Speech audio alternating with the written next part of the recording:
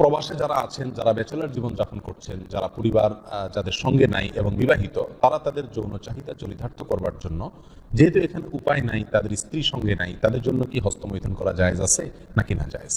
কোরআনে কারিমে আল্লাহ সুবহানাহু ওয়া তাআলা বলেছেন, ওয়াল্লাযীনা হুম লিফুরুজিহিম হাফিজুন ইল্লা আলা আজওয়াজিহিম আও মা মালাকাত আইমানুহুম ফাইন্নাহুম গায়রু মালুমিন ওয়া ফামান ইত্তাকা ওয়ারা'a যালিক ফাউলাইকা হুমুল আদুন। তিনটি আয়াত আল্লাহ তাআলা বলেছেন, কৃতদাসী এবং নিজের স্ত্রী, এই দুই শ্রেণী ছাড়া, এই দুটি ক্ষেত্র ছাড়া অন্য কোনো জায়গা যাদের লজ্জাস্থানকে তারা ব্যবহার করে না, সেই সমস্ত লোকেরা সফল মুমিন, তারা সার্থক মুমিন।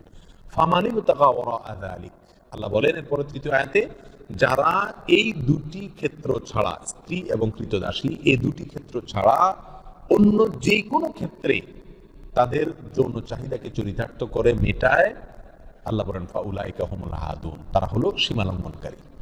তাহলে এই আয়াতের আলোকে পরিষ্কারভাবে একজন মুমিনের জন্য হস্তমৈথুন করার কোনো অধিকার, কোনো সুযোগ, কোনো অনুমতি ইসলামী শরীয়তে নাই।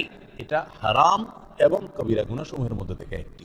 যারা প্রবাসে আছেন, এমন কোনো দেশে যদি থাকেন যেই দেশে তিনি তার যৌন চাহিদা না মেটালে নিশ্চিতভাবে গুনাহে লিপ্ত হয়ে যাবেন, জেনায় লিপ্ত হবেন, কারণ সেখানে জেনার অবাধ সুযোগ রয়েছে, এরকম যদি পরিস্থিতি হয়, তাহলে নিজেকে রক্ষা করবার জন্য, অর্থাৎ বড় অপরাধ থেকে অপেক্ষাকৃত কম বড় অপরাধ যেটা, সেটাই তিনি লিপ্ত হতে পারেন, অর্থাৎ হস্তমৈথুন করতে পারেন।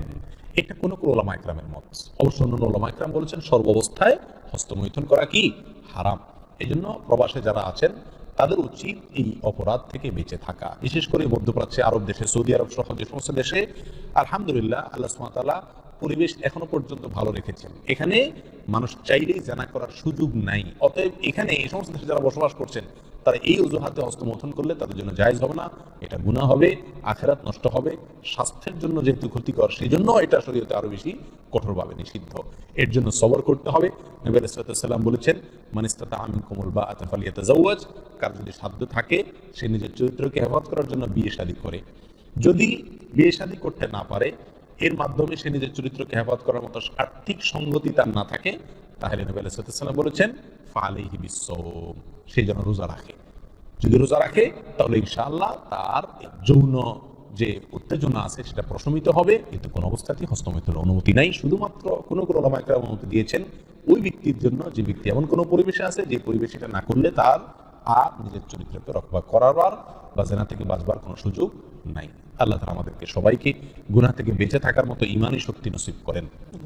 যদি কেউ এই বদ অভ্যাসে আক্রান্ত হয়ে যায়, তার এই বদ অভ্যাস থেকে মুক্তির একটা অন্যতম উপায় হলো কোনো অবস্থাতে তিনি একাকী থাকবেন না কোথাও।